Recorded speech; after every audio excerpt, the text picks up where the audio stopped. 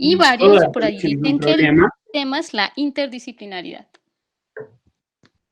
¿Quién más dice más cosas? Buenas tardes. Yo creería que el objetivo de TPI es desarrollar un proyecto que ayude a solucionar uno de los problemas establecidos por las ODS, por el ODS, los Objetivos de Desarrollo, y pues asimismo aprender cómo a trabajar en equipo con estudiantes y con personas de otras carreras y de otras disciplinas diferentes a las nuestras. Súper bien, María Fernanda, muchas gracias. ¿Alguien más se anima a contarme de qué es el TPI? Ya tengo claro que es trabajo interdisciplinar, que la idea es trabajar en equipo en torno a la solución de un problema, que para esta sesión se hizo en torno al desarrollo, a los objetivos de desarrollo sostenible. ¿Alguien más tiene algo que contarme? Listo, entonces sigamos. Pues según el CIA, en efecto, estamos hablando de solucionar problemas de ingeniería. Y para solucionar esos problemas de ingeniería, primero tenemos que concebirlo, después hablamos de una fase de implementación, después hablamos del diseño y ahí sí concebimos la solución final y a ustedes se les pide que tengan un prototipo. En torno a ese eje de lo que es el TPI, hay ciertas habilidades que algunos de ustedes mencionaron. Entonces está el trabajo interdisciplinar, está la práctica de diseño, está la gestión de proyectos que ustedes tienen que hacer, hay habilidades comunicativas que tienen que desarrollar porque son de disciplinas diferentes y trabajan diferentes, se produce naturalmente la innovación que ustedes tienen que hacer en torno a esa solución del problema y algunos de ustedes pues estarán interesados en que esa solución se vuelva en una idea de emprendimiento. Entonces, podemos sintetizar que esa solución del problema en última se va a convertir en un objeto, en una idea, en un concepto, en una propuesta de valor que puede ser tangible o intangible porque muchos de ustedes le están apuntando a solucionar problemas sociales, lo cual nos parece súper interesante. Y vamos a dejar un momento la solución de esos problemas ahí en stand-by como ese foco principal para pasar a la siguiente pregunta y es, ¿cuál de los siguientes productos no fue pensado para emplearse tal cual como se usa hoy? Para eso, digamos, los productos ustedes ya los están viendo en pantalla, los voy a invitar a que en el link que les dejé en pantalla vayan y voten por las opciones que van a encontrar ahí. Simplemente es que le den un like y entonces puedan ir, digamos, votando por esas opciones que ustedes crean es la que soluciona la pregunta. Que alguien no puede entrar al link que me cuente, miramos cómo hacemos. Entonces pueden ir votando por las ideas que vayan surgiendo, les pueden ir votando por un like y si hay otra, pues pueden agregarla. Entonces tenemos A y D, tenemos A y C, A y D. ¿Quién más vota? Estoy agregando una opción que es ninguna de las anteriores, por si alguien no la tiene considerada.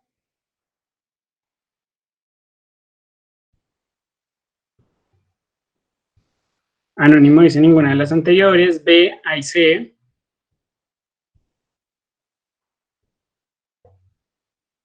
C y D. A y D.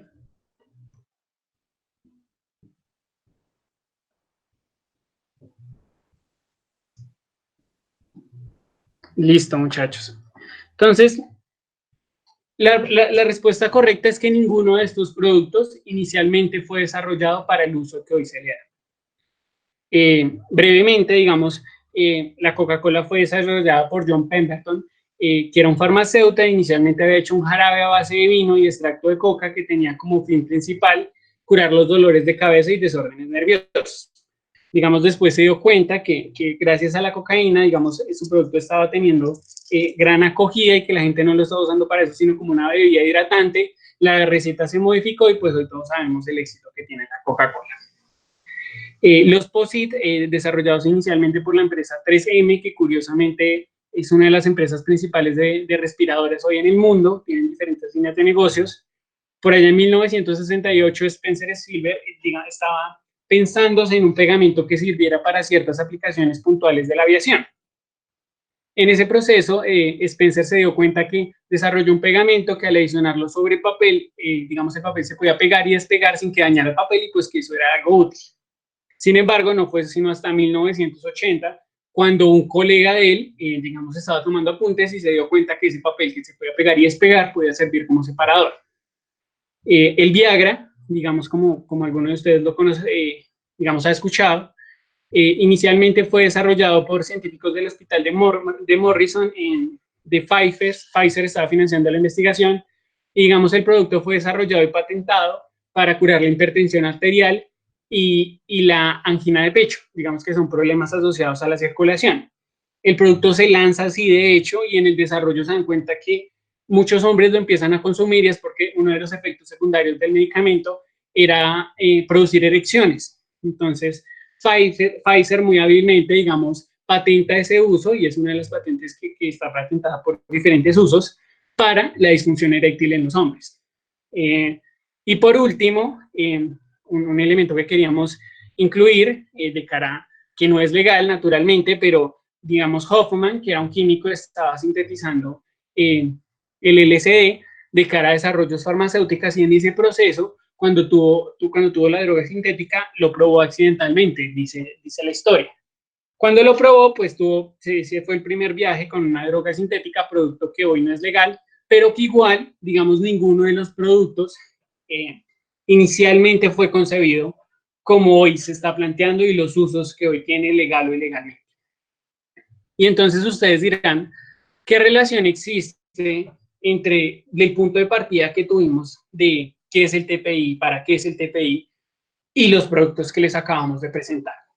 Entonces, a ustedes, cualquier persona que llegue, incluso yo podría pensar que a ustedes se les dijo, miren los objetivos de desarrollo sostenible, planteen una solución y lleven ese prototipo al usuario final. Y ese es el objetivo de su curso. Pero resulta que en ese paso, y lo que nosotros hemos venido reiterando en las últimas 2 sesiones, es que hay formas diferentes de acercarse al problema, y que una de esas formas no es hacerlo unidireccionalmente como marcan estas flechas, sino que se puede hacer bidireccionalmente. Y lo que nosotros esperamos de ustedes a enseñarles mercadeo es que ustedes comprendan que ojalá así sea, que como esos productos fueron lanzados al mercado y hoy tienen mucho éxito, ustedes ojalá se preparen para que, digamos, estén entrenados para ver diferentes enfoques a los que su problema podría llegar.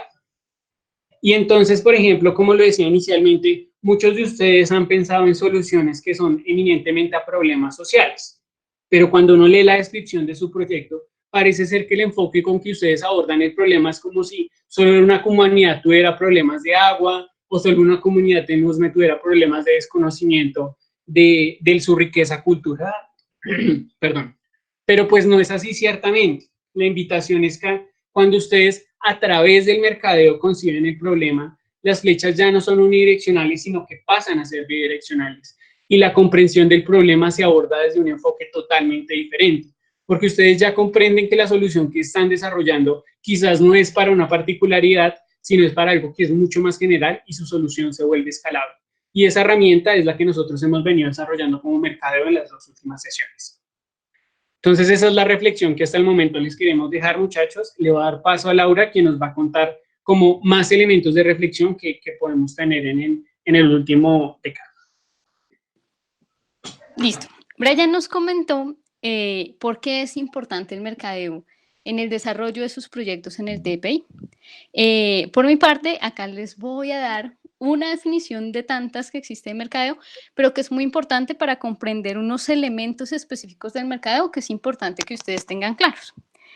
Afortunadamente, ustedes hablaron de la transdisciplinariedad y la interdisciplinariedad, porque lo que vamos a ver en esto del mercadeo es eso. O sea, el mercadeo es algo que aplica todo ese potencial de la transdisciplina.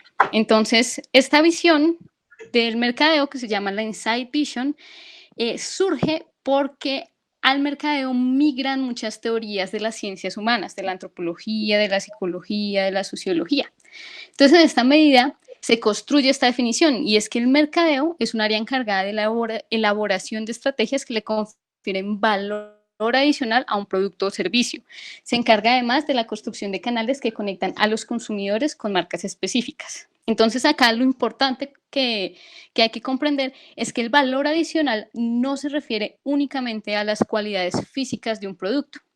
El valor adicional se puede referir a las cualidades simbólicas de ese producto, es decir, los objetos en esta visión se vuelven objetos que representan cosas. Entonces, en esa medida, una empresa no vende únicamente una solución o un producto o busca llenar un vacío del mercado, sino que vende ideas, conceptos, emociones y cosas de esas características. Dime. Experiencias también venden las... Experiencias, claro, ese es el caso de Starbucks. Starbucks nace como una empresa que dice, bueno, nosotros vendemos café, pero aparte de vender café, queremos vender una experiencia de confort que esté alrededor de la toma de este producto, que es el café. Entonces, es importante que ustedes tengan en cuenta esto. Otra cosa es que, bueno, pasamos acá del Homo economicus a los humanos sensibles. Entonces, esto viene de la historia del mercadeo. Anteriormente se tenía una visión muy económica de las personas, es decir, las personas eran sujetos excesivamente racionales, tomadores de decisiones que estaban basadas en un constante cálculo costo-beneficio. Yo soy acá una calculadora y siempre voy a consumir aquello que me genera un mayor beneficio.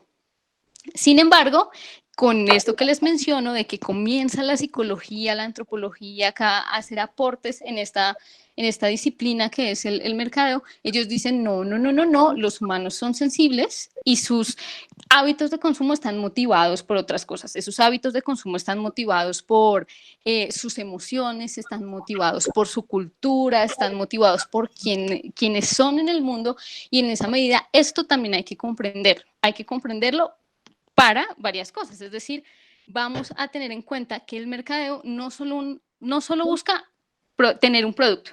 O sea, el producto no es el fin del mercado.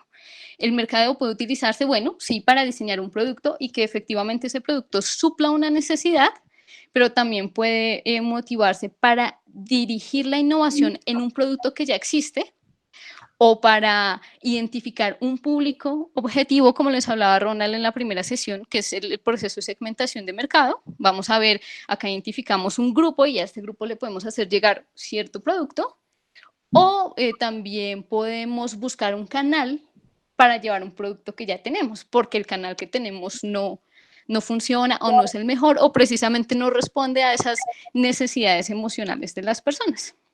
En esta medida, por eso es importante que revisemos las técnicas para producir datos y obtener información en el mercadeo. Hay unas, principalmente en las fuentes secundarias, que nos sirven para ver toda la parte del homo economicus, que se traduce principalmente en las cifras. Pero hay otras que nos sirven para mirar todo ese universo simbólico, todo ese universo cultural, que hablamos comienza a jugar un papel muy importante en este aspecto, y son precisamente las técnicas primarias, que vienen de disciplinas como principalmente la antropología. Entonces hablamos de las técnicas de la entrevista, de las técnicas de la observación, de la etnografía, y todo eso va a estar aplicado hacia el marketing. La siguiente, Brian, por favor. Entonces, bueno, acá tenemos dos ejemplos de aquello que les estoy comentando sobre esta insight issue. Se me olvidó mencionarles porque se llama insight, y es porque el insight en el marketing significa un elemento que descubre el investigador de mercados que le va a permitir conectar con la gente. Es decir, que este elemento tiene que ser profundo, tiene que tener que ver con la cultura. Nosotros hemos visto muchos estos. Vemos en la publicidad de la cerveza que se pasó en algún momento de las chicas águila a decir, no, la cerveza es un elemento que nos ayuda a departir con amigos, que nos ayuda a pasarla rico en las reuniones, que cultiva la amistad. Eso, por ejemplo, es un insight. Tenemos y entonces, acá... por ejemplo, alrededor de eso, los bares de amigos póker, en los primeros 4 meses la gente tenía que hacer una reserva y uno pasaba por enfrente y la fila era larguísima. Y estos elementos de insight nos permiten es asociar lo importante que el mercadeo se vuelve, porque si yo estoy rodeado de un muy buen producto, pero no soy capaz de ese producto asociarlo a características que el individuo humano valora más que incluso el mismo producto, pues puedo tender al fracaso.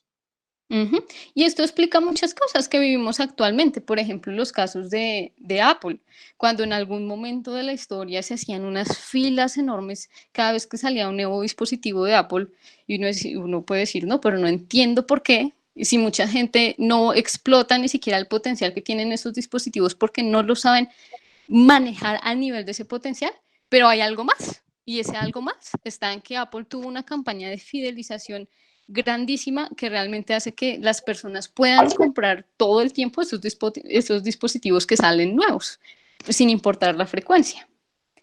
Entonces, bueno, los ejemplos que les traía, no sé, coméntenme algunos si conoce este caso de 1985 de la New Coke, que es un caso muy famoso.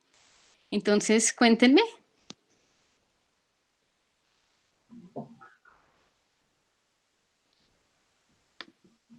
Por el chat, por algún lugar, ¿no? Sí, yo conozco algo que trataron de cambiar el sabor de la Coca-Cola, pues para hacerla ver más nueva,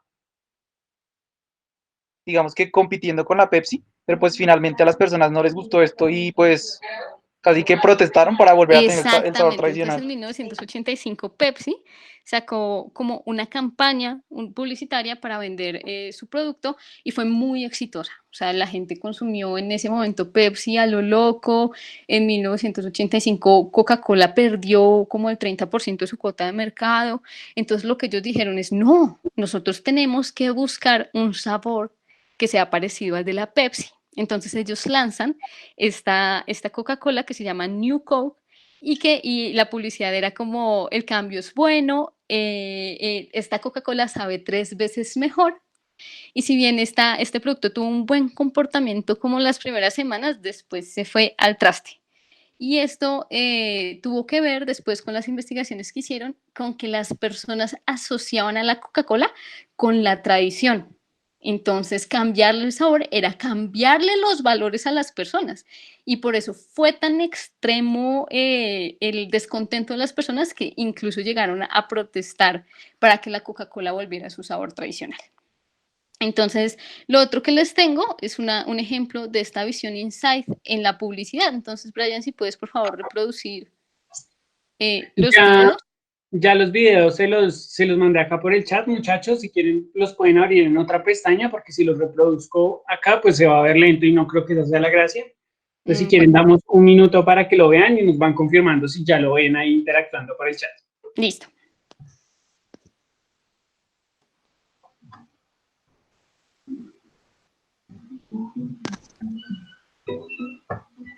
Superior manageability like this can only come from well-deep conditioned treatment for hair that's soft, smooth, and full of life.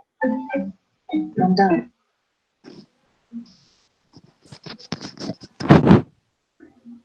Listo, yo ya vi el primero.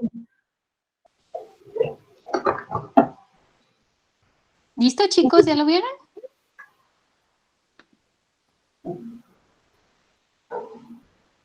Yo ya lo terminé por mi parte.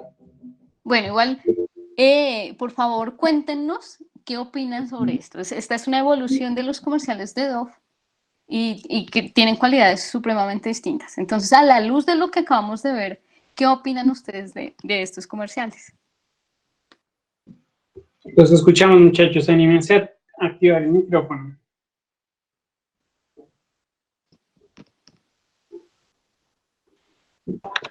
Bueno, yo diría que el primero es como muy directo, como el champú sirve para dejarte el pelo sedoso y ya, por eso está cortico.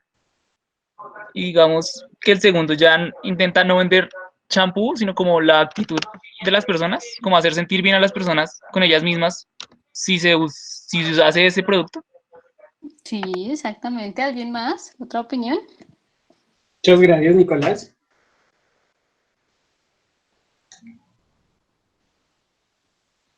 Vamos, dejen la timidez. Perdón, ¿me pueden repetir la pregunta? Es que me salió un momento para poder ver el video. La pregunta es, ¿qué opinas de esos videos? Allá, pues el primero, no sé, me pareció como algo confuso, porque pues se veía un mechón de cabello y pues, no sé, a mí no me quedó tan claro. Pues sí, es la belleza del cabello, pero pues es como un concepto abstracto desde mi punto de vista. Y pues el segundo me parece que tratan de promocionar que el valor agregado que tiene cada quien es su propia diferencia. Así que no están como encasillando a la gente en un cierto estereotipo, sino están dando a ver que las mujeres con su diferencia son valiosas así que llegan a un público mayor.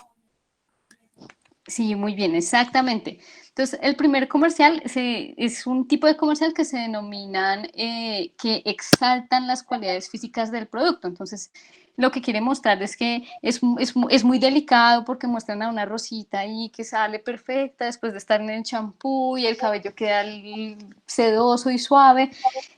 Es simplemente las cualidades físicas del champú. Pero el segundo es otra cosa. Eso que ven en ese comercial es un insight. Y es un insight que utilizó muy tempranamente en sus campañas publicitarias, de decir, hay múltiples bellezas, nosotros no promocionamos una sola belleza, una belleza estereotipada, sino Dove es para todas y para las mujeres reales. Y así se llamó su campaña y creo que la mantienen hasta ahorita.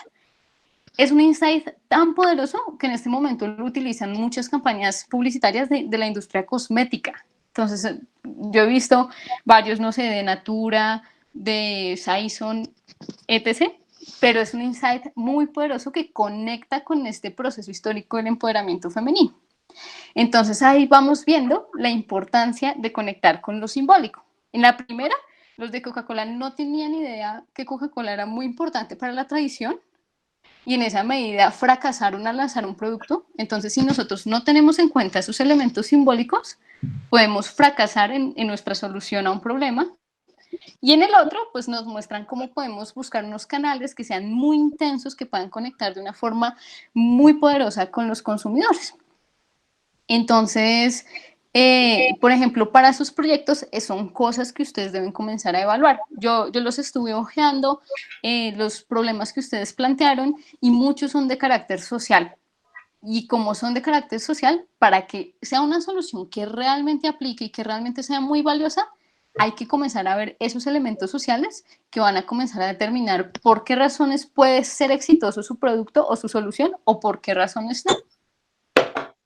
Listo, entonces continuamos con Brian. Listo, muchachos. Entonces esperamos que por lo menos eso sea lo más valioso que les queden de estas 3 sesiones. Del mercadeo como esa herramienta que les va a aprender a abordar esa solución que ustedes tienen y esa posible solución y retroalimentarla, y de nuevo que las relaciones entre esos 3 actores que son el problema, la solución y mi público objetivo se estén comunicando constantemente. Si a ustedes les queda esa reflexión y ven en el mercadero una herramienta que verdaderamente le pueden sacar provecho para este proyecto y en general para cualquier meta para cualquier objetivo que se les presente en la vida, pues nos daremos por satisfechos. Ahora vamos a hablar de las herramientas. Digamos, estas herramientas parten de la concepción de lo que es el mercadeo, y ahora sí vamos a hablar de cómo llevar a cabo una investigación de mercados. Entonces, para iniciar a hablar de una investigación de mercados, nosotros, digamos, hemos considerado fundamentales 4 elementos, los cuales se aplicarán a análisis para recopilar información en torno a información secundaria y en torno a información primaria. Pero previo a eso, antes de hablar de los tipos de información y de las herramientas que ustedes pueden usar, pues les vamos a explicar como el punto de partida.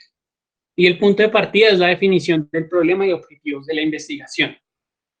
Como hay tantas herramientas, si yo no tengo claro el problema al cual quiero partir, cuando empiece a aplicar las herramientas, yo voy a empezar a meter lo que a mí se me vaya ocurriendo sobre la marcha. Eso puede ser un error fundamental porque a la hora de interpretar los datos, yo puedo estar mezclando variables que en un inicio no tenían por qué estar juntas, y puedo llegar a conclusiones erróneas que me pueden llegar a hacer equivocarme en las decisiones que tomo. Entonces, en ese sentido, siempre que ustedes vayan a practicar una investigación de mercados, tienen que partir del punto de qué quiero identificar, qué problema quiero resolver, cuáles son los objetivos que esta encuesta, esta metodología de observación, esta entrevista me van a resolver y a qué quiero llegar. Después es definir qué tipo de método quiero aplicar. Y hemos traído 3 métodos, de los cuales creemos que ustedes van a usar principalmente el exploratorio y el descriptivo. No significa que sean excluyentes, pueden ser mixtos. Entonces, el método exploratorio se utiliza principalmente para reunir información preliminar que me va a ayudar a definir problemas e inferir hipótesis que yo tengo. Entonces, por ejemplo, son reconocer aspectos puntuales de mi población objetivo, que yo creía que el producto que quiero lanzar, quiero que sea en empaque rojo. Entonces, exploratoriamente voy a lanzar una encuesta para ver si a la gente le gusta el color rojo. Que el nombre de mi marca, ¿cómo debe ser? Lanzo una encuesta exploratoria para ver cuál es el nombre de la marca que más atrae. Ejemplos de ese tipo están asociados a la investigación exploratoria. La inspección descriptiva, en cambio, es aquella que se utiliza porque yo quiero conocer, describir qué pasa ante un problema o una situación de marketing o de mercados. Pero es descriptivo porque eso no me da un análisis de causalidad, o sea, no me explica por qué está sucediendo el problema. Entonces, preguntas que seguro ustedes han respondido de qué producto consume o dónde lo compra, cada cuánto lo compra. Ese tipo de preguntas son totalmente descriptivas y a ustedes, como investigador de mercados, lo único que le está dando es información sobre un hecho de ocurrencia. Entonces, si ustedes combinan en la investigación exploratoria y descriptiva, digamos, pueden tener elementos que a medida que van validando una hipótesis, que podría ser un momento 1, pueden pasar a un momento 2, donde tienen elementos descriptivos, y ya cuando un producto está en marcha, se usa mucho la investigación causal, que es un entorno controlado bajo el cual mis individuos de análisis yo los someto a diferentes fenómenos y evalúo ellos cómo reaccionan. Entonces, ejemplos como esto, por ejemplo, puede ser cuando en un supermercado varían la posición del producto y analizan qué pasa respecto a las ventas. Entonces, qué pasa si el producto está arriba, qué pasa si está abajo, qué pasa si está al centro, y eso cómo varía las ventas. Por ejemplo, otro podría ser, qué pasa si a mi producto le subo, le bajo 1.000 pesos, o las promociones de 1.900 versus 2.000, o de 1.800 versus 1.900. Entonces, esos cambios que yo puedo ajustar de mi producto para ver cómo varían son ejemplos de investigaciones tipo causales. Es decir, yo tengo una variable, la puedo cambiar y miro qué causa en la población que estoy analizando. Entonces, estos dos elementos son fundamentales a la hora de definir qué investigación quiero realizar. Ahora, para llevar a cabo esa investigación, pues en torno a qué la voy a hacer y esa información. Entonces, esa información es fundamental porque yo encuentro información de tipo secundaria, información de tipo primaria,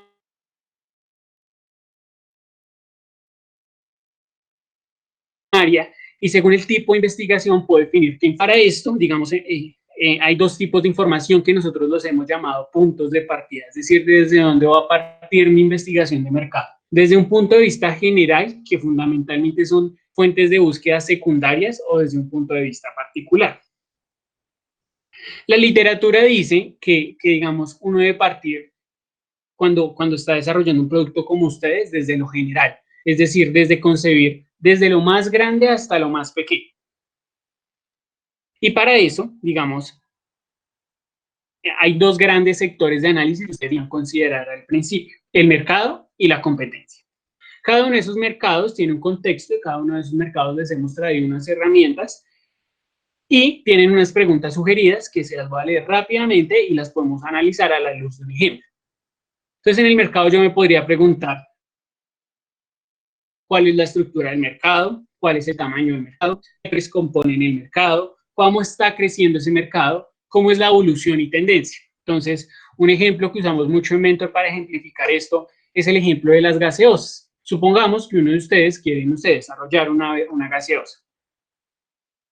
Entonces, va una de las herramientas que más adelante les explicaremos. Entonces, por ejemplo, esas herramientas le dirán, en el mundo, la estructura de gaseosas está dominada por PepsiCo y por Coca-Cola, y los productos que más se venden son estos, y en análisis regional revelará que en Colombia, entonces, está controlado por Postobón, el tamaño del mercado, las gaseosas en el mundo mueven X cantidad de millones de dólares, qué actores lo componen, entonces estas empresas venden tanto y son las más representativas, cómo está creciendo el mercado, seguramente el mercado viene creciendo una tasa de 2%, 1% anual, su tendencia es estática, el mercado está tendiendo por el contrario a crecer porque hay otras bebidas que ya están saliendo a la luz, entonces son bebidas que no tienen calorías, son bebidas fitness, y entonces ese tipo de análisis que ustedes parten del mercado que si ustedes lo analizan, el único punto de partida fue mi mercado en dónde está posicionado. Entonces, en el sector de bebidas,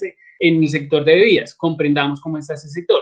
Entonces, si de repente yo me estaba planteando lanzar una gaseosa, pues esa exploración inicial lo que va a revelar es que lanzar una gaseosa es altamente riesgoso porque es un mercado que está concentrado por grandes potencias, luego va a ser muy difícil entrar, que es un mercado que los costos de entrada son bastante altos y que además no está creciendo, ¿sí? Entonces, aquí vemos cómo esa primera información me retroalimentó a lo que sería mi posible solución.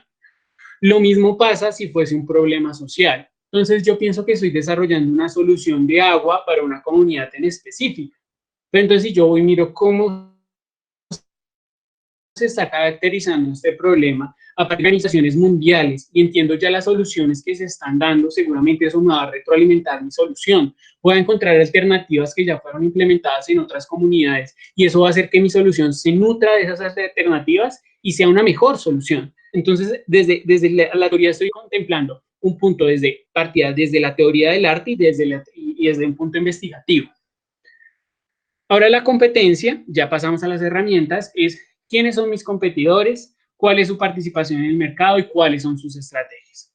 Entonces, lo que decíamos, entonces alguien aquí podrá decir que Postobón produce unas dos, que si yo voy a producir en Colombia, mis principales competidores es Postobón. ¿Cuál es su participación en el mercado? Entonces yo ya podré diferir cuál es su cuota de mercado y cuánto está acaparando. Y ya me puedo preguntar cuáles son las estrategias que mi competencia está usando para llegar al mismo cliente que yo quiero llegar. Y ahora pasemos a las herramientas. Entonces ustedes ven en pantalla una herramienta dos herramientas que están con una línea morada fija y una línea punteada. Data Monitor es una plataforma paga y ya revela informaciones no solo de comportamientos de mercado, sino también de tecnologías, y por eso la traemos a colación, pero es paga y la universidad no tiene acceso. Eso no significa que ustedes puedan encontrar informes donde se revela el 50% del informe. Esa información es útil. Entonces los invitamos y les dejamos la herramienta.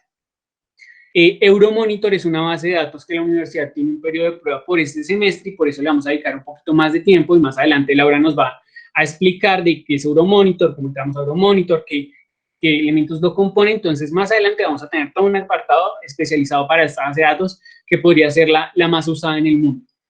Sin embargo, si no tuviéramos esas herramientas, entonces hemos puesto las del lado derecho, que son un poco menos ortodoxas. Entonces entro a Google y generalmente este tipo de búsquedas de mercado a nivel global y regional tienen bastante éxito si uso palabras en inglés. Entonces, si estoy caracterizando el mercado de la cerveza, por ejemplo, entonces pongo beer market, trade, el año que quiero analizar. La palabra clave de market les va a botar muchos informes que pueden ser gratuitos o no, pero que les van a permitir acercarse a esta información y de nuevo es información de tipo secundaria, pues porque alguien ya se hizo el estudio y les bota los objetivos con que se hizo el estudio y la conclusión y ustedes pueden aprovechar esa conclusión. Y en dado caso que ustedes vean que esas tres herramientas no están disponibles o están muy difíciles, el emoji que ustedes encuentran ahí es porque ustedes son pues estudiantes de universidad pública y tristemente nuestra universidad, a comparación de otras, no tenemos ni una sola base de datos de mercados comprada. Eso no significa que en el ecosistema o unas universidades comparadas a la nuestra tengan entre 5 y 7 bases de datos de este corte y las universidades que son, digamos, menos rankeadas por lo menos tienen una o dos. Pero eso significa que entre los 6 miembros que componen su grupo, alguno tiene un primo, un amigo, un conocido que estudia en esa universidad privada y que ustedes pueden explorar las bases de datos a los que ellos tienen acceso y eventualmente podrían tener acceso. Entonces, la conclusión que les queremos dejar de estas herramientas es que no se vean cohibidos, muchachos, a que como no hay información disponible, no la encuentro, sino que valoren la información que eso les va a dejar y que en serio tomen todas las medidas que puedan para tener acceso a esa información. Listo. Entonces, cuando ya quiero analizar mi competencia, las herramientas que necesito, pues son mucho más particulares porque yo ya voy a entrar a un análisis regional, a un análisis regional muy particular y si quiero un análisis global, pero que menos frecuente.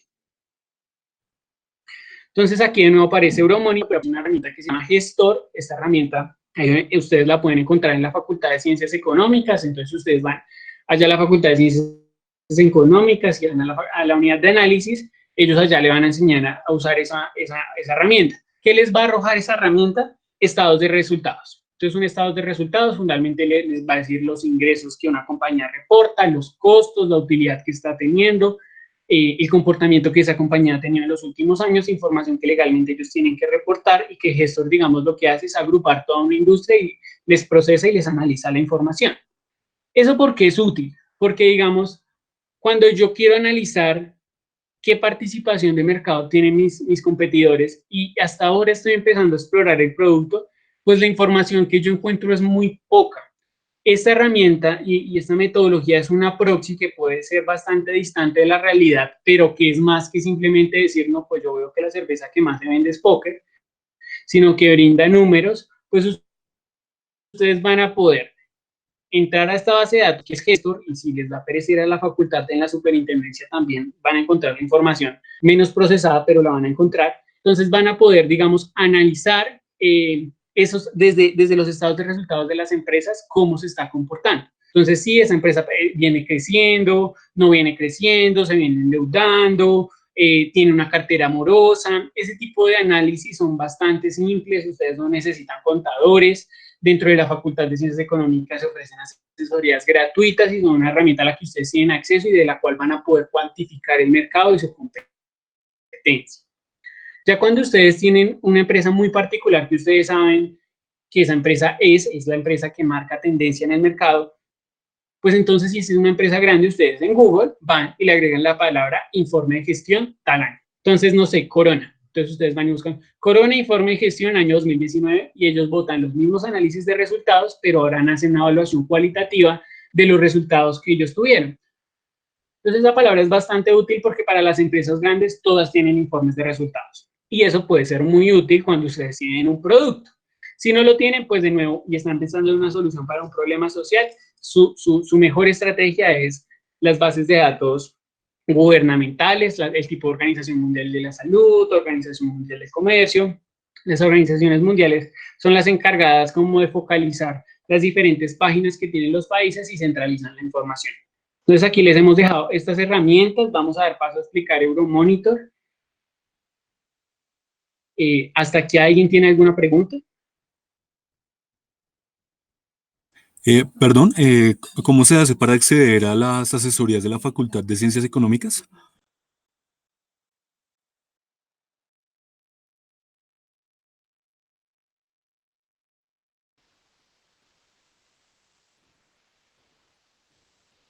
Brian, creo que lo perdimos. Para acceder a las asesorías, lo que tienen que hacer es, nos toca buscar el correo y solicitar la asesoría.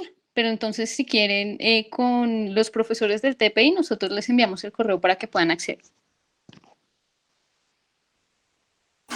Muchas gracias.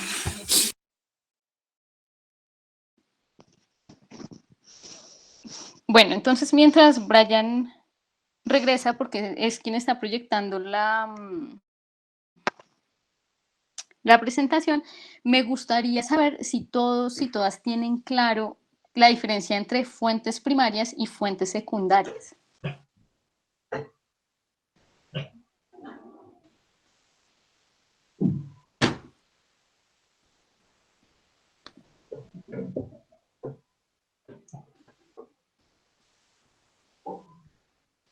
¿Aló? ¿Por el chat? ¿Aló? ¿Por el micrófono? Pues si lo pudieras clarificar, pues te agradezco, por favor. Bueno, entonces, una fuente primaria es aquella que nosotros tenemos cuando accedemos a información de primera mano, es decir, algo que vivimos nosotros, vimos nosotros, presenciamos nosotros o que alguien nos los cuenta. Entonces, por ejemplo, si en una entrevista a mí alguien me cuenta algo, esa es una información primaria. Sin embargo, cuando tenemos una fuente secundaria, es información que ya está tratada. Entonces son principalmente o bases de datos, todo esto que estamos viendo acá hace parte de las fuentes secundarias. también cuando tenemos informes que empresas se dedican a hacer mercadeo, y libros de literatura académica también. También me gustaría preguntarles si creen que la literatura o las películas pueden ser una fuente secundaria adecuada para realizar mercadeo. ¿Qué opinan?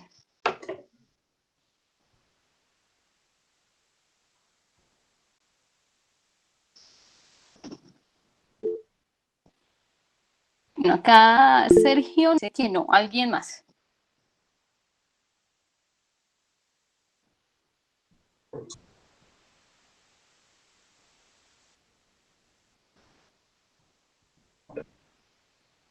Nadie más opina, nadie responde. Pues yo creería que depende del tipo de película, ¿no? Pues si está basada en algo, o no sé, si esté mal, la verdad no sé. Bueno, ya veremos. O alguien más, alguien que se anime, que deje por allá la timidez. Olvida. Una opinión más. Podrían ser, bueno, no sé, podrían ser por una manera, pues una película puede que te esté contando una historia. Bueno, pues las películas o las series o la literatura, las novelas, sí efectivamente pueden ser fuentes secundarias. ¿Por qué? Por algo que les comentaba anteriormente. Nosotros también en el mercadeo, aparte como de este tema del análisis del macroentorno y la competencia y las cifras, nos interesan mucho los símbolos. ¿Y qué es más que una expresión de la cultura que sus producciones artísticas? En esa medida, un libro o una novela nos revela unas preocupaciones de una época, unas tendencias de una época, así sea una novela ficticia, así sea una novela de cualquier característica, nos permite rastrear ese tipo de elementos culturales y simbólicos que son bastante importantes. No son tan utilizadas. Tocaría hacer un análisis muy riguroso de esas obras, especialmente desde la lingüística, pero sí nos sirve. Es para que no desaprovechemos todo lo que vemos. Todas esas cosas están dotadas de mucho contenido y de mucho sentido, e incluso para nuestros proyectos del TPI, bueno, para sus proyectos, porque yo no tengo uno, les puede ser útil. Entonces es muy lindo. Por ejemplo, leer Años de Soledad puede ser muy útil para quienes tienen un proyecto en la costa. Y es tarea ya de ustedes como investigadores establecer esas conexiones. Entonces, Brian, ¿ya regresaste? Listo, muchachos, la pregunta no me di cuenta. Como dice Laura, actualmente están funcionando por correos. Nosotros buscamos los correos y se los dejamos y ellos los asesoran virtualmente. Ya respondemos la pregunta de Sergio antes de dar paso. Y antes funcionaban en el segundo piso. Ustedes llegan al edificio 311, que es el que queda por el anillo vial, y ahí preguntan por las oficinas de la unidad de análisis económico y ahí siempre hay un monitor que les responde. Entonces, nos pregunta Sergio Andrés que cómo se sabe qué tan verídica es esa información, si la información presentada es completa o no.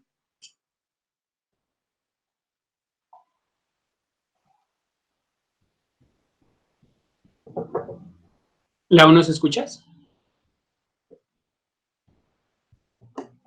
Tenía el micrófono cerrado. Le preguntaba a Sergio que a qué información se refiere, si a este tema de la literatura o las películas o a otro tipo de información, para poderle responder.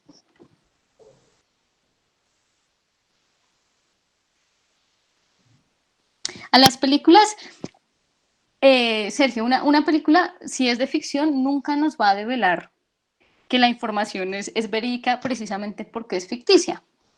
Pero cuando tú te acompañas de otras fuentes o de otros análisis que nos proveen otras disciplinas mediante técnicas específicas, tú puedes comenzar a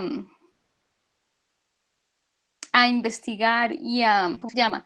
Desenredar esa información que puede estar encriptada en estos de medios de expresión artística. Entonces, cuando tú puedes buscar para conocer más de esto otras fuentes de áreas como la antropología o como la sociología que hacen estudios de la imagen. Eso se conoce como antropología de la imagen y también se aplica mucho al marketing. Entonces, lo que nos dicen estas disciplinas es que mediante el análisis de las imágenes, nosotros podemos dar cuenta de universos simbólicos y culturales que están presentes en esa sociedad en la que estamos estudiando. Por ejemplo, se puede realizar cuando hacemos estudios históricos, pero es una forma de no alargar más la respuesta. Listo, muchachos, entonces vamos a hablar de un... Ahora, si quieres, cuéntame y cómo la vamos a contar. Hola, ¿tienes el micrófono cerrado? Sí, perdónenme. Vamos a ver quién es Euromonitor y también es Passport. Y en segundo lugar, pues vamos a hacer una exploración de nos va a brindar análisis estadísticos bastante importantes. Y pues la idea de esta exploración es que yo la haga para que todos la puedan ir viendo. Si quieren, ustedes pueden dividir sus pantallas, pero que también ustedes intenten entrar a la plataforma y hagan el ejercicio conmigo para que puedan explorarla.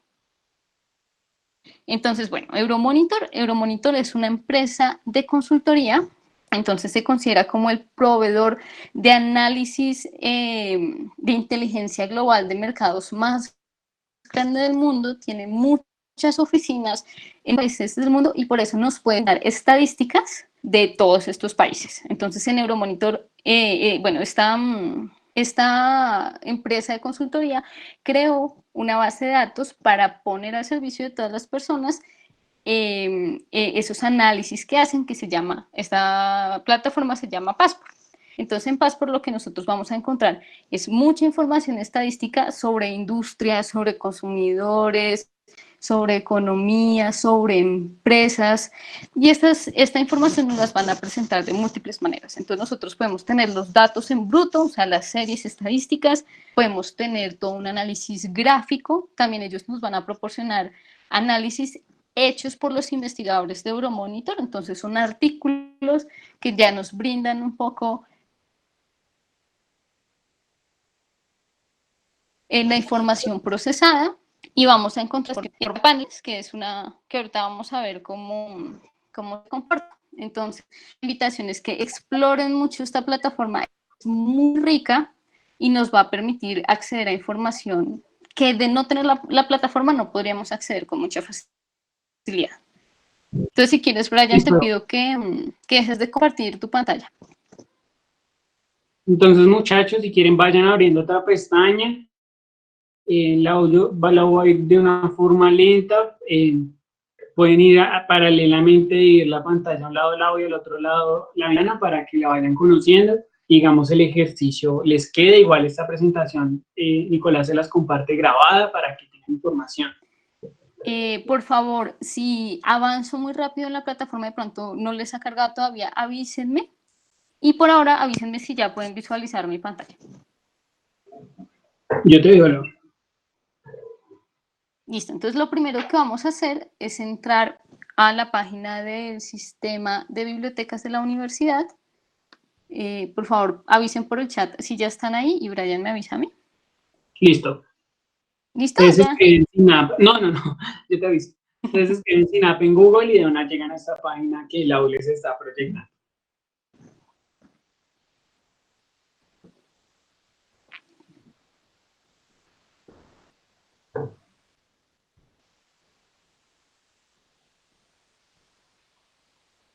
Nos van avisando cuando vayan conectando, muchachos.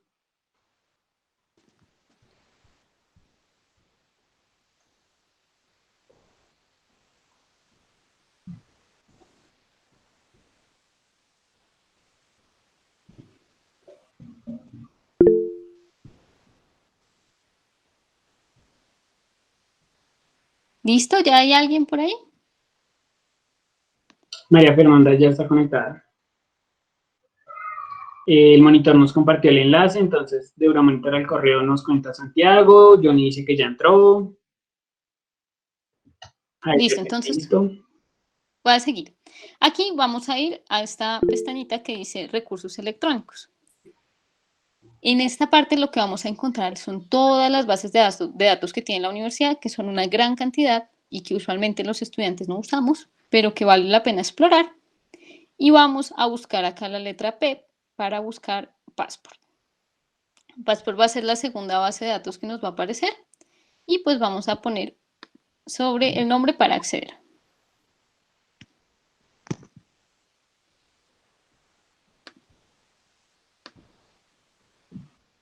Ingresamos con nuestro usuario y contraseña del correo. Sí, por ejemplo, si van a alguna vez a explorar varias bases de datos, solo es suficiente poner el nombre y el correo, el nombre y la contraseña una sola vez. Después acá nos va a aparecer los términos y condiciones de la base de datos, damos a aceptar.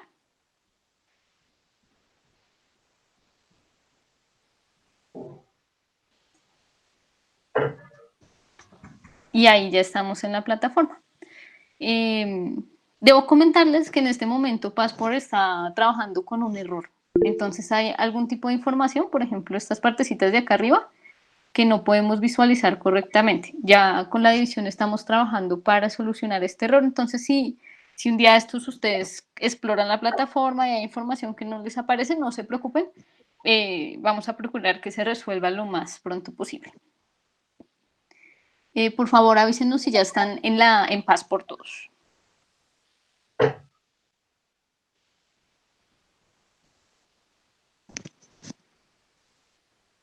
Sí, Santiago nos dice que ya, Julián que sí. Listo, entonces esta plataforma, esta primera página, nos va a dividir la información de varias maneras. En un primer lugar nos va a aparecer siempre el contenido que es frecuente, que es como de tendencia en el mundo en este momento, pues en este caso es lo relacionado con el coronavirus. Nos van a mostrar los nombres de los analistas que hacen análisis sobre los temas que nos interesan, pues acá lastimosamente no se ven las fotos. Y lo que vamos a ver abajo se llaman tableros de acceso rápido. Entonces, si queremos acceder rápidamente a alguna información, podemos ir directamente a estos tableros, y si queremos dar de pronto una exploración más larga y mucho más rigurosa, nos vamos a dirigir mediante nuestra barra de herramientas. Entonces, como vemos acá arriba en la barra de herramientas, nosotros en Passport podemos tener información sobre industrias, que están todas estas que podemos ver cuando posamos la manita sobre industrias, sobre economías, sobre consumidores y sobre compañías. Y acá esta última pestañita de análisis vamos a encontrar lo que les comentaba, como artículos que hacen los analistas de Euromonitor que están publicados en la base de datos. Entonces, para explorar la plataforma vamos a hacer un ejercicio con las industrias y específicamente con la industria de bebidas alcohólicas. Entonces damos clic en bebidas alcohólicas y ahí inmediatamente nos va a redireccionar a la página principal de esta industria. ¿Listo? ¿Todo bien? ¿Alguna pregunta hasta ahí?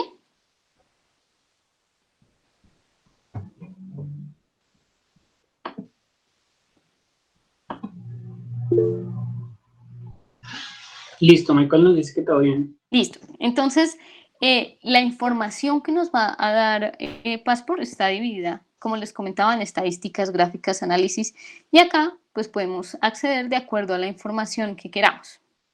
Entonces, por ejemplo, está el reporte de países, compañías, perfiles de compañías, rank data, y en esta ocasión pues vamos a observar cómo es la información que presentan en la forma de gráficas. Entonces, hagamos el ejercicio con cerveza porque nos va a servir para un ejercicio que vamos a hacer posteriormente, y vamos a escoger la zona en que queremos conocer cómo se comporta esta industria.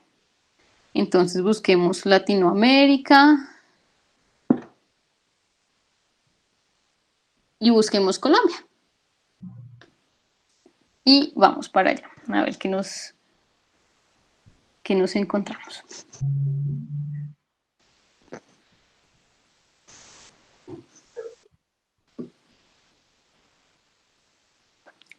Listo, ¿ya pueden observar todas las gráficas y la información?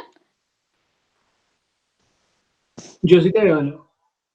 Listo, entonces, por ejemplo, acá nos presentan las gráficas y a la vez nos presentan un análisis. Entonces, podemos ver aquí información muy interesante, es que en las ventas totales de cerveza se han incrementado en un 11% en el 2018. Entonces acá podemos corroborar esa información en la gráfica. También vemos que la industria de la cerveza se beneficia de los impuestos altos en otras, que están sobre otras bebidas alcohólicas. Entonces, precisamente por eso vemos un incremento entre el 2017 y el 2018.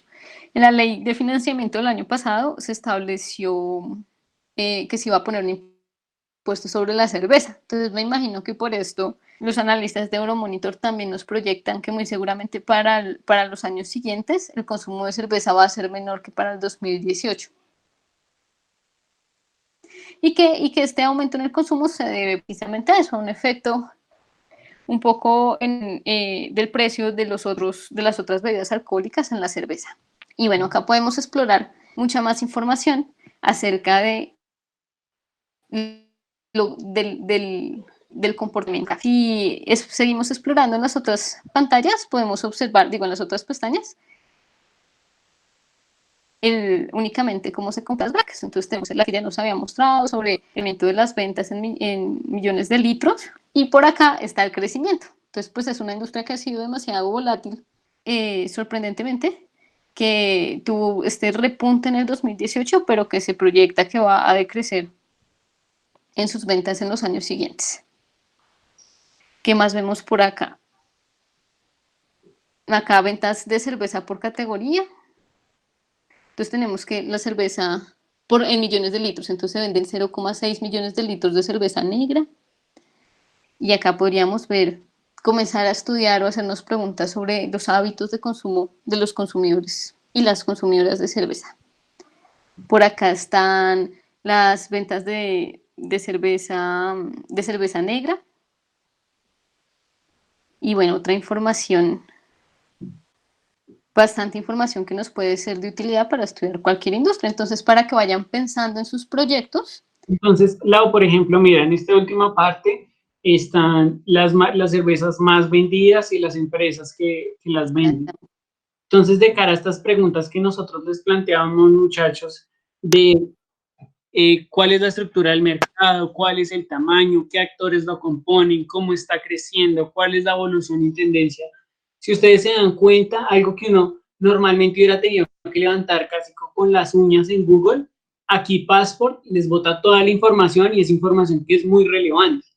Entonces, información procesada, además, no tienen que ustedes hacer el ejercicio de ponerse a hacer todas las gráficas, de ponerse a hacer todo el análisis, porque dan los datos y dan los análisis. ¿Alguien tiene alguna pregunta hasta acá? Por ejemplo, ¿ustedes considerarían, teniendo esta visión como de la cuota del mercado de cerveza y sobre estos competidores, si vale la pena o si sería fácil entrar a competir en un mercado de cerveza? ¿Qué piensan ustedes?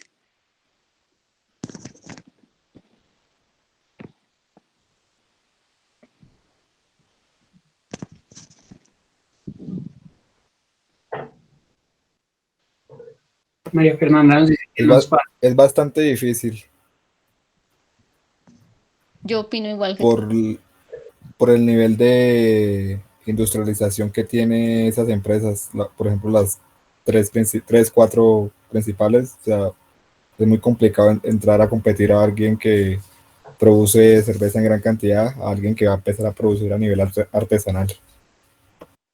Sí, exactamente. Entonces, por ejemplo, si de todas maneras decidiéramos entrar a este mercado, tenemos que pensar mucho en términos de cuál sería nuestro valor agregado. Y ahí habría que hacer otros tipos de estudio, ver para nuestra cultura, para nuestra sociedad, si vamos a comenzar a competir en Colombia, para nuestra sociedad, cuál podría ser un valor agregado si vamos a entrar a competir acá. Entonces, no sé, Brian, si tienes otro comentario. No, muchachos, yo no sé si ustedes... Lo que ustedes van a encontrar en Passport de Euromonitor es industrias de consumo masivo. Entonces, cualquier producto que ustedes se les venga a la cabeza que es de consumo masivo, seguramente van a encontrar el producto. Si vamos hay productos que ustedes ven que como que no consuman, lo que sugerimos es que usen una proxy para intentar Listo. usar pasos ¿Qué información imposibles. podemos encontrar si vamos a estudiar una economía? Entonces, miremos, vámonos acá por ciudades. En este ejercicio de las economías, les quiero presentar más si buscamos estadísticas, como que queremos encontrar ya las series en bruto, por si queremos hacer algún proceso estadístico con ellas, un ejercicio de regresión, buscar algún tipo de correlación, ver cómo se comportan esas variables en las economías. Entonces, vámonos acá a nuestro tablerito de estadísticas. Recuerden que acá vamos a ver es qué tipo de información queremos observar en estos cuadritos subcuadros. Entonces aquí miremos el comportamiento del índice Gini. ¿Saben todos qué es el índice Gini o hacemos una definición de este índice? Una definición, por favor. Bueno, entonces el Gini es un índice que se calcula para mirar el nivel de desigualdad en una región. Puede ser un país, a veces se calcula para las ciudades. Entonces es un índice que va de 0 a 1 y entre más cercano a 0 es que es una región donde existe muchísima desigualdad. Y cuando es cercano a 1, queremos decir que hay una perfecta igualdad en teoría, pero pues no existe como el país que tenga un índice Gini igual a 1. ¿Ustedes cuál creen que sería el índice Gini para Colombia?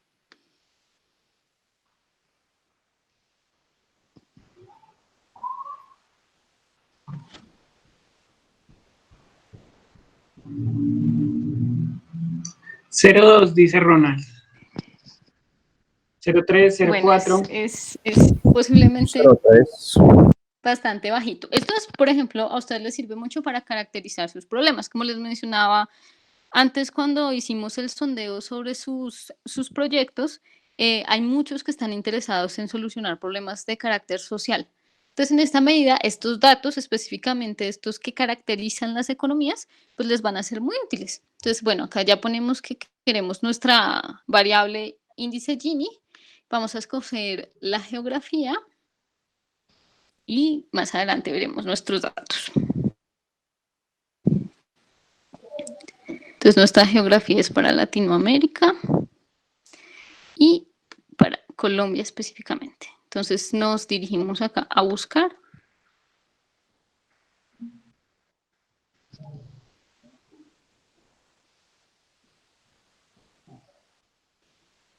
Vamos a ver nuestra base de datos.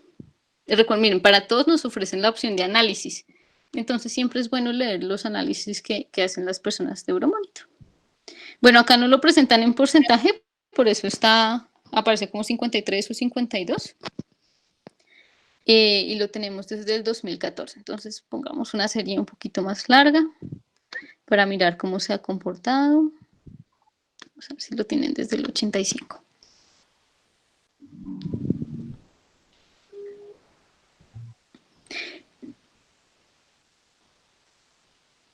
No lo tienen. El índice Gini en Colombia se calcula desde 1990. Tenemos esta serie, vemos que varía, pues prácticamente siempre se ha mantenido en 0,5 o en 50 y algo.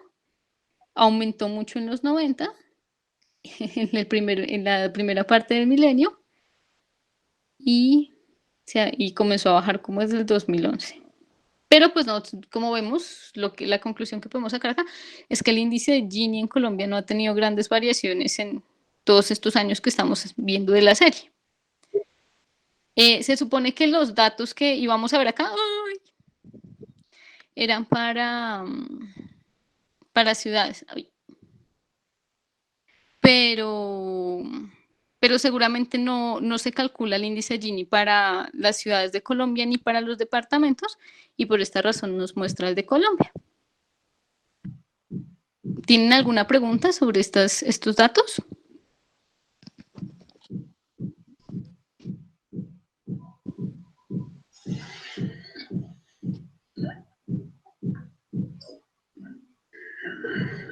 ¿Todo en orden? Bueno, entonces continuemos con un ejercicio más para, vamos para las compañías. Y acá les voy a presentar cómo Passport presenta la información en forma de paneles. Entonces pongamos acá, podemos poner cualquier industria, yo voy a poner Starbucks.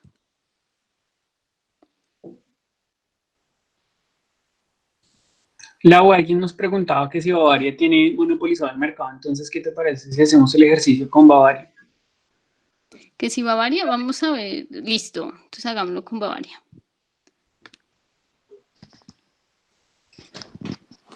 Es que me da miedo que no esté la información, pero intentémoslo, porque recuerden que hay información que por alguna razón no podemos visualizar.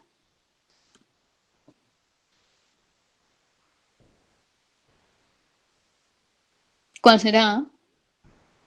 No creo que sea ninguna de esas. Yo tampoco. De pronto no está. Yo cuando hice la exploración no encontré casi información en este apartado específicamente para compañías colombianas. Entonces eso puede ser un pequeño, Falencia. una pequeña falencia. Entonces hagámoslo para Starbucks. Igual después ustedes lo exploran con muchísima más calma.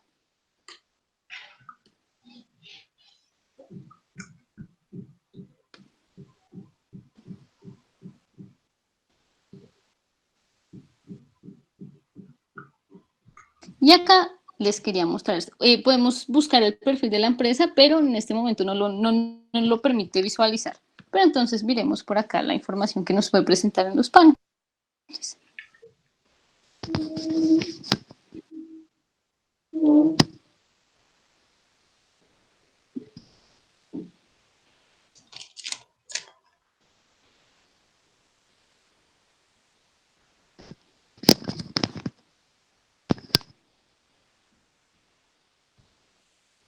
Bueno, entonces acá podemos ver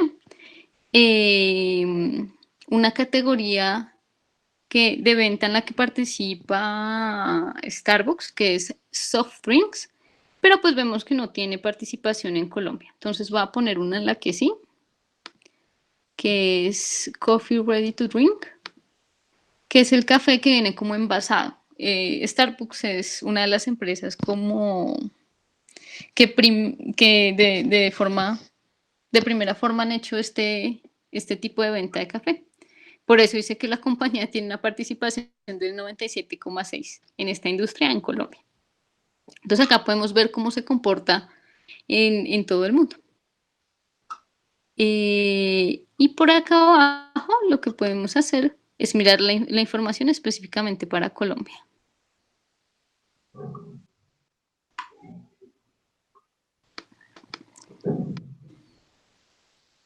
Ay, no me acuerdo por dónde es. Está México. Acá está Colombia. Entonces, por ejemplo, en la categoría que estamos observando, que es Ready to Drink, miramos esto, las ventas en millones de litros para el 2019, la participación del mercado, que ha sido el 97,6%. Y bueno, otro tipo de información, por ejemplo, Coupad, puesto número 1 en esta categoría. Y aparte podemos mirar pues el comportamiento en el resto del mundo y hacer unos análisis comparativos. Entonces, no sé si quieran que exploremos algo más o por ahora dejamos hasta aquí con Passport y después ustedes exploran independientemente lo que les pueda servir para sus proyectos.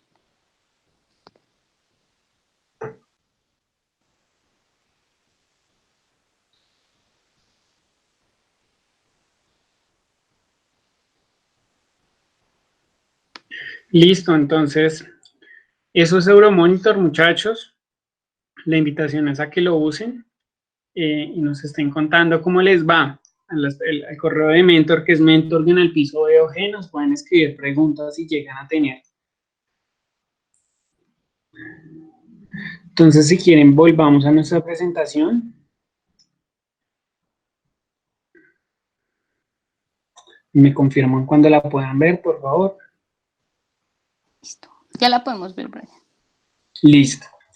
Entonces, para cerrar esta fase de información secundaria, tenemos aquí unos objetivos. El primero es el conocimiento estratégico para la toma de decisiones. Entonces, por ejemplo, si fuésemos a lanzar una cerveza, eso nos plantearía y nos haría replantear ciertos enfoques y decisiones que tomaríamos. Por allá alguien hablaba de industrialización, entonces, si el mercado está tan concentrado, ¿qué estrategias tengo que entrar para poder tomar una pequeña partición de ese mercado? ¿Cuáles son las primeras cervezas que puntan? Entonces, ¿qué factor diferenciador, como lo decía Lau, tiene que tener mi producto? Eso se conecta con lo que están viendo en pantalla, que es la identificación de productos estratégicos. Entonces, el conocimiento estratégico permite replantear, y ese replanteamiento se hace porque tengo, digamos, nueva información que retroalimenta mi modelo de negocio, algo que seguramente ustedes están viendo en las charlas de emprendimiento, y eso al final, en la fase de desarrollo que están en ustedes, se termina por concluir en una mejor posición de negociación, y es porque tienen credibilidad, y la credibilidad se las da esa información. Y mejor posición, ¿ante quién? Ante los jurados que eventualmente evalúen su solución al terminar el TPI, ante posibles inversionistas que les aparezcan, ante posibles haters que odien lo que ustedes están desarrollando. Entonces ustedes con argumentos puedan defender su solución. Esos son los posibles beneficios que acceder a este tipo de información, y a los que ustedes lo tienen a la mano, al alcance de un clic, pues podrían comenzar a partir. Ahora, digamos, vamos a pasar a la última parte de nuestra agenda, y son ese punto de partida cuando estamos saliendo de las fuentes primarias de información. Esas fuentes que yo recabo, esa persona con que yo me siento a charlar, ese instrumento que yo me pongo a planear, lo que Lau nos contaba sobre las fuentes primarias. Y cuando yo hablo de fuentes primarias, me voy a centrar en el análisis de mi consumidor, de mi población objetivo, del beneficiario de mi solución. Y la pregunta es, ¿quién es mi consumidor? Entonces, muchachos, cuando yo pregunto eso, ¿qué variables a ustedes se les vienen a la cabeza cuando yo les pregunto quién es mi consumidor?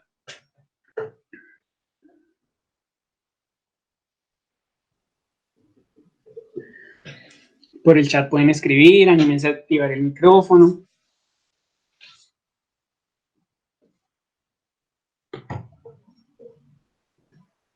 Edad, sexo, ocupación, sí, bien.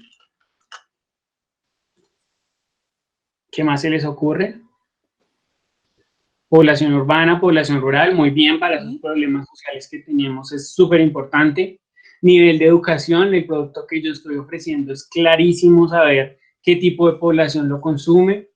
Por ejemplo, esas son clasificaciones demográficas, las que ustedes están diciendo la mayoría. Estrato social. Más ideas.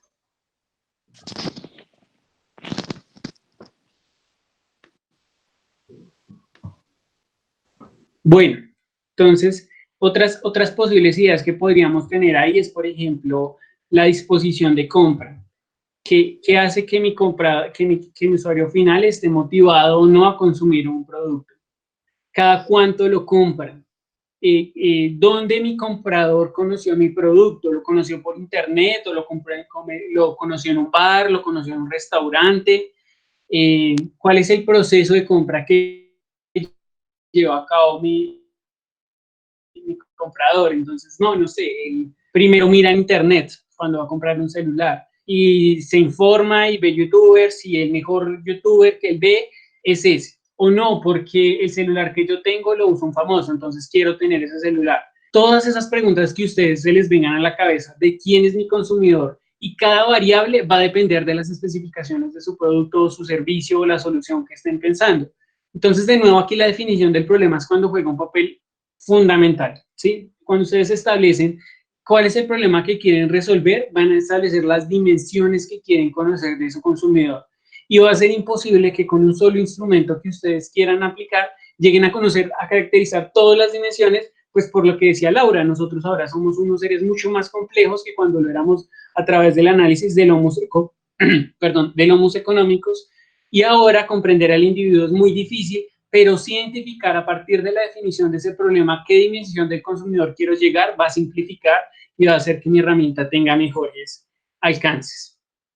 Entonces, hay herramientas, las herramientas también pueden ser traducidas en métodos, entonces aquí de nuevo les dejamos Euromonitor. Euromonitor tiene una sección de consumidores y tenemos otras 3 que vamos a abordar más adelante.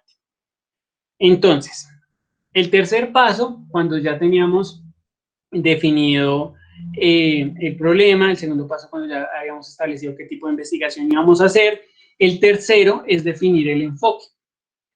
Entonces, la definición del enfoque, digamos, hemos traído a colación 3. La investigación por observación, la investigación por encuestas y la investigación experimental. El día de hoy vamos a hablar de la investigación por observación y por encuestas, que digamos se conecta con formularios y con focus group o entrevistas, que son enfoques similares.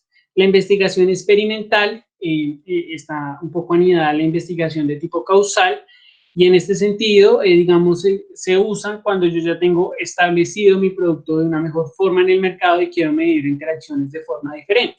Entonces, por eso no la hemos traído a colación y sí les vamos a explicar las otras 2. Antes de pasar a esas, no debemos confundir el tipo de enfoque con el método de contacto. Son cosas diferentes. Entonces, el método de contacto se puede medir diferentes variables, pero hemos traído a colación 7 variables que nos miden la efectividad de ese tipo, de ese método que quiero implementar. Entonces, la flexibilidad hace referencia a qué tanto me puedo mover, qué tanto mi instrumento tiene la capacidad de adaptarse. La cantidad de datos, cuántos datos puedo recoger para llegar a una muestra significativa. El control del entrevistado, digamos, cuando yo hago un formulario, el entrevistado solo su capacidad es responderme lo que hay en el formulario, diferente a cuando hay una entrevista, que él toma un papel mucho más importante. Eso no quiere decir que sea algo necesariamente malo, pero sí son elementos que podrían jugar en contra, porque el focus group se podría, si yo pierdo el control, pues no voy a alcanzar al objetivo que tenía propuesto. El control de ejemplos, cuando lo hago vía email, seguramente no puedo dar tantos ejemplos, o la gente puede quedar con dudas a cuando tengo una llamada o cuando uso otros medios. La tasa de respuesta, es decir, los que se ven motivados a responder, y el precio que me cuesta el instrumento. Entonces, esas son las filas que tenemos, son 7 variables de análisis a partir del método de contacto. Las columnas revelan 4 métodos de contacto, que es email, telefónico, entrevista presencial y entrevista virtual. Los 2 últimos, digamos, son los más usados cuando estamos hablando de un focus group o un grupo focal. La impresión que les dejaré a esta pantalla es que, digamos, las entrevistas siempre son mejores, pero es por el análisis que nosotros les hemos dado ante la participación del TPI. El método dependerá fundamentalmente del enfoque que ustedes le quieran dar a la investigación de mercado y de los recursos que ustedes tengan disponibles para inyectarla a su investigación de mercados. Sin embargo, pues nos hemos dado cuenta de que pues vía email para los estudiantes quizás es la solución o la alternativa que más tiene significado. No quiere decir con ello que no vayamos a abordar los otros enfoques, pero pues sí les queríamos dejar estas variables de análisis para el momento que ustedes hayan definido su problema, hayan definido el tipo de investigación y hayan definido el enfoque, pues definan cuál método de contacto van a tener y por qué ese es el idóneo. Entonces, Lau, si quieres, inicias tú con investigación por observación y nos cuentas. Lau, ¿tienes el micrófono bloqueado? Listo. Sí, ya.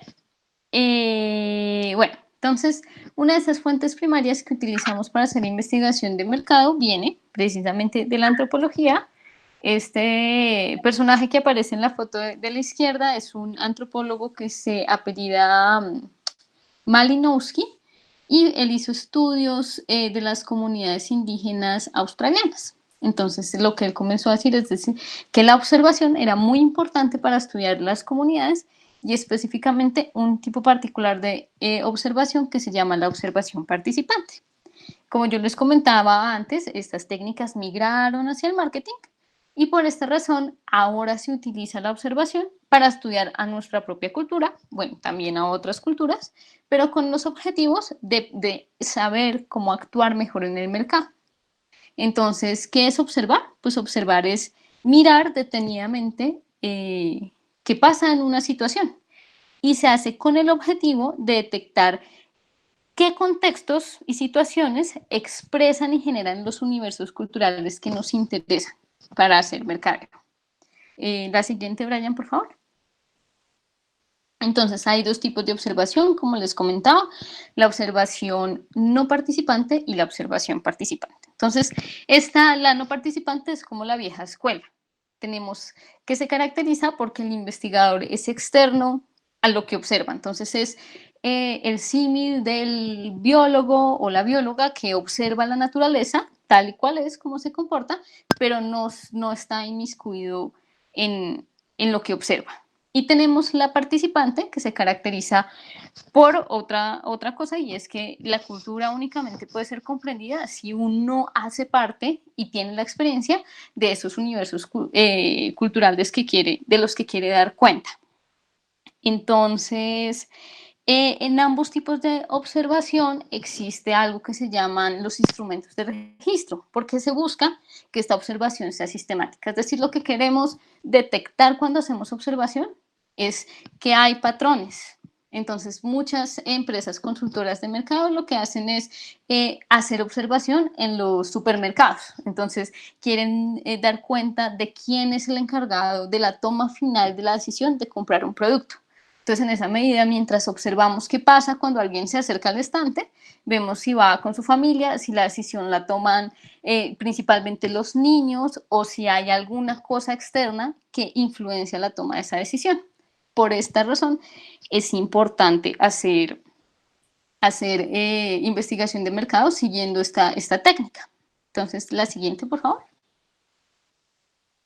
Entonces, acá les tengo dos ejemplos sobre la importancia de realizar observación. El primero es una anécdota sobre México. Entonces, en México identificaron que había un problema de nutrición en una comunidad indígena. Entonces, esta era la solución que había que buscar, cómo suplimos ese déficit nutricional de estas personas.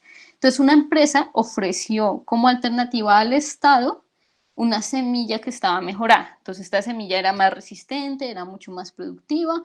El Estado dijo, sí, claro que sí, compró este producto y lo llevó a la comunidad. Sin embargo, todo este proyecto fracasó. Las personas la cultivaron, duró aproximadamente un año y se abandonó por completo el uso de esta semilla.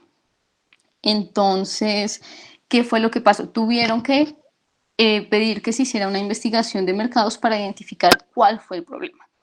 Y resulta que el problema era que las cualidades del producto ya de esa semilla no eran de las preferencias de la comunidad. Su sabor, su textura a la hora de elaborar tortillas no era la mejor y por ende la gente la descartó desde el inicio. Entonces, ¿qué nos devela esto? Que hubo una inversión de capital, una inversión de tiempo que fue completamente desperdiciada porque no se hizo de antemano una correcta investigación de mercados que tuviese en cuenta, más allá que la semilla fuera resistente, que fuera súper productiva, no tuvo en cuenta la población objetivo a la que iba a llegar, cuáles eran sus características, cuáles eran los alimentos de preferencia, qué elementos, qué cualidades del producto eran los más adecuados y los más preferidos por la comunidad, y por eso este proyecto fracasó por completo. Entonces, ¿cuál es la enseñanza de esto? Y es que es importante antes realizar una investigación de mercados que evalúe estos elementos que nos provee las fuentes primarias, que tienen que ver con los gustos, preferencias, cultura de las personas. Por ejemplo, ahorita muchos daban ejemplos que estaban limitados solo a esa dimensión demográfica. Entonces, ocupación, ingresos, sexo, estrato, todo eso obedece a una clasificación demográfica, es muy importante, pero es importante también ir un poquito más a la esencia, ir un poquito más al fondo para garantizar que nuestros proyectos tengan éxito. Y el segundo ejemplo no lo vamos a ver porque ya se nos va a acabar el tiempo, entonces se los va a contar rápidamente. Esto nace de un proyecto de antropología que estaba haciendo un análisis del mercado religioso. Esta es una categoría que se estableció en la sociología, que busca ser muy neutral, no tiene ningún juicio de valor sobre que algo sea bueno o malo, pero entonces lo que ellos proponen es que existe o la religión puede analizarse, la religión precisamente pentecostal puede analizarse desde la perspectiva empresarial. Entonces, en este trabajo diseñan unos instrumentos que son unas tablas para poder observar qué era precisamente lo que motivaba a las personas a decidir ser parte de una iglesia pentecostal. Entonces, la persona que hizo este proyecto lo que diseñó fue esta tabla y decía, yo voy a observar a las 5 personas que están frente de mí en un evento de la iglesia en donde las personas deciden levantar su mano y decir, nosotros vamos a ser parte de la iglesia. Y lo que descubrió haciendo su registro de los gestos de las personas, entonces decía, la persona 1 en este momento lloró, en este momento rió, en este momento alzó las manos, en este momento lloró otra vez, en este momento, no sé, X o Y cosa. Y lo que esta persona descubrió es que en estos eventos hay como una situación emocional muy fuerte. Entonces las personas se emocionan mucho a niveles negativos y mucho a niveles positivos, que tienen que ver con una lógica de que en algún momento se sienten muy impotentes por algo que les está pasando en la vida, que no pueden solucionar, sobre lo que no tienen injerencia, y por otra parte se sienten reconfortados porque tienen la idea de pronto de que Dios les puede ayudar a solucionar su problema o de que puede haber un milagro. Entonces, después de toda esa inestabilidad emocional muy grande, estaba el momento en que las personas decían, sí, yo decido participar en esta iglesia porque me ofrecen algo que yo quiero llevar a mi vida. Pues eso se pone en términos de algo que se conoce como los bienes simbólicos de salvación. Ahora, como un ejemplo de este tipo de registro de observación, podrían ustedes aplicarlo a sus proyectos. Entonces, hay muchos proyectos que tienen como problemática la contaminación del agua. Y en esa medida hay que observar qué percepción tiene la gente o cuál es la relación de las personas con el cuidado del agua. Entonces, si uno hace parte de un municipio, uno podría ir al principal río de este municipio y llevar un registro como el que les comento y decir, bueno, cada persona que se acerca al río, ¿qué comportamiento tiene con esta? Entonces, de ahí podemos detectar si hay una buena relación de cuidado con el medio ambiente o al contrario, si hay una relación de completo desentendimiento del cuidado del agua. Y en esta medida mi proyecto que va a solucionar esta problemática del agua contaminada tiene que en algún momento ir acompañado de una campaña pedagógica que despierte la conciencia de las personas. Entonces, esta es un ejemplo más o menos de qué podrían ustedes hacer con esta técnica para garantizar el éxito de sus proyectos. ¿Alguna pregunta?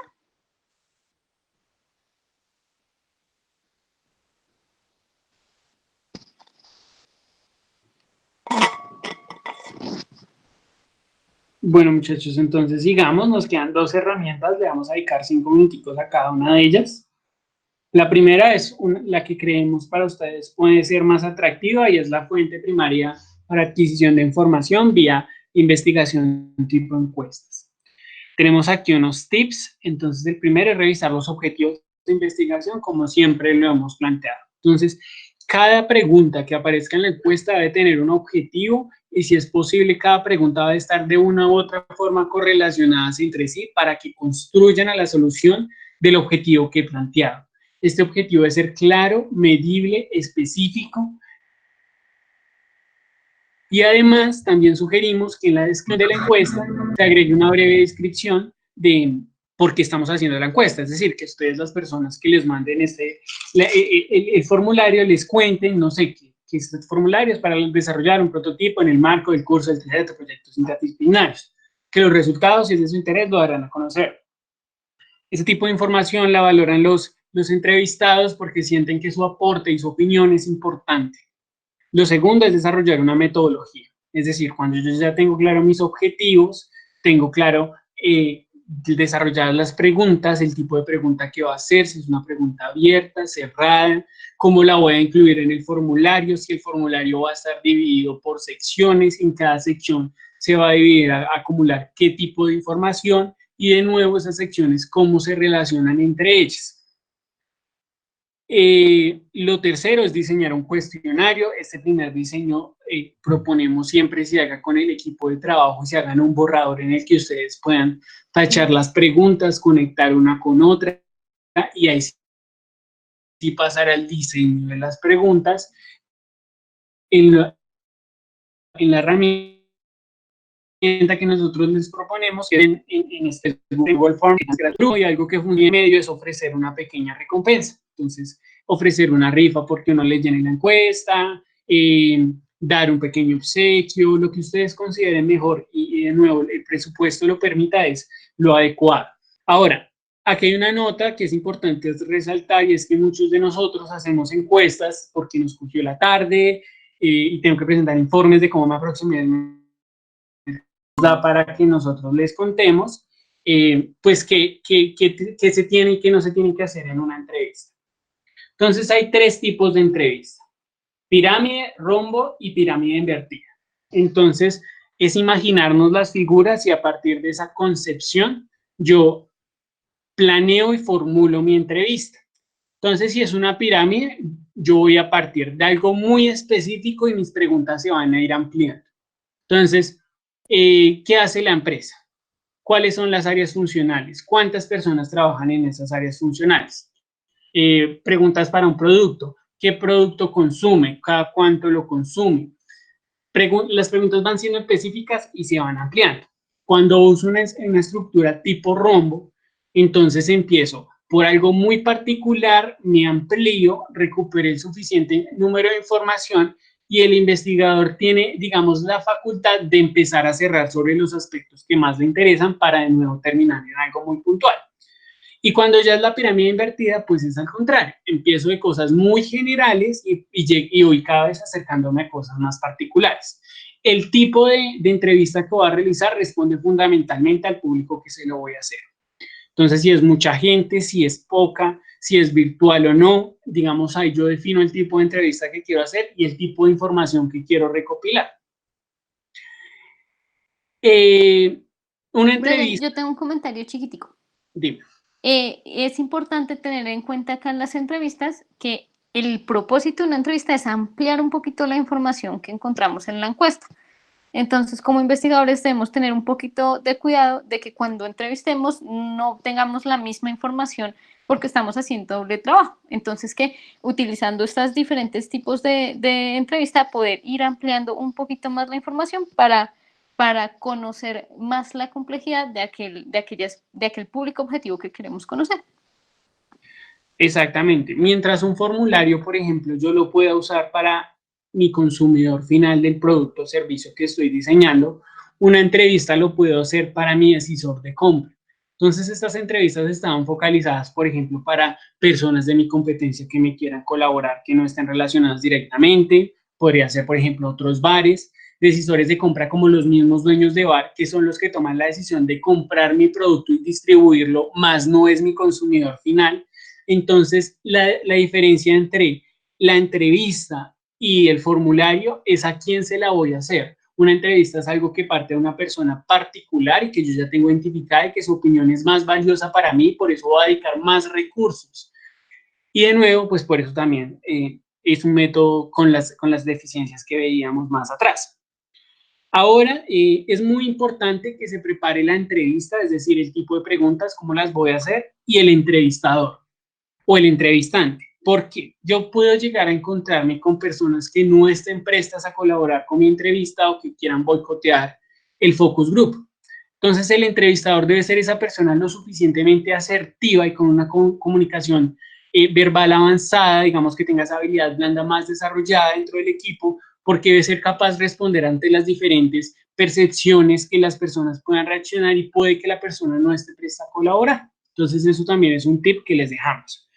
Y por último, es ofrecer una recompensa pues acorde al entrevistado. Entonces, si aquí era un focus group, pues ofrecer una degustación de la cerveza que estoy hablando, con una tabla de quesos, dar una sombrilla. Este tipo de cosas son las que se suelen dar acá y por eso también son más costosas y se aplican a menos personas.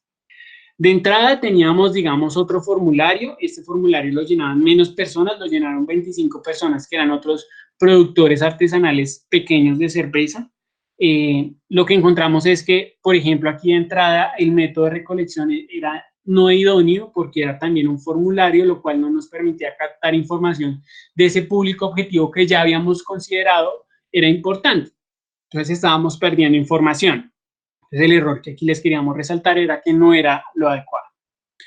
Para terminar, muchachos, pues los beneficios de este método de recolección es el conocimiento estratégico para la toma de decisiones. Eso siempre va a existir cuando hablen de mercadeo. De nuevo, va a haber replanteamiento de cosas y aquí ya retomamos los aspectos que, por ejemplo, Ronald hablaba, que es plaza, precio, producto y promoción. Plaza, voy a poder responder de mejor manera dónde voy a ofertar y por qué. En precio va a poder justificar mi margen de rentabilidad y también una política de promociones, por ejemplo. En producto voy a tener diferenciados los atributos que mi población objetivo más valida. En evaluación de las estratégicas ya voy a tener un plan de corto y largo plazo porque tengo información. Y eso se va a traducir en adquisición de clientes, porque cuando yo conozco los insights, cuando yo conozco mi población, la gente valora que yo la reconozca. Y ustedes en esto son, digamos, daría para otra charla, el comercio y la caracterización del cliente cada vez más va hacia el Big Data, cada vez va más a ofrecer un servicio totalmente personalizado para un cliente y es por eso mismo, porque el cliente valora que se sienta diferenciado y exclusivo. Y eso, al final del día, muchachos, se traduce en el escalamiento de la solución del problema que ustedes están dando. Entonces, eso es lo que nosotros les queremos dejar, que ustedes sepan que el escalamiento de su solución es viable y que el mercadeo se los permite. ¿Alguien tiene hasta aquí alguna pregunta?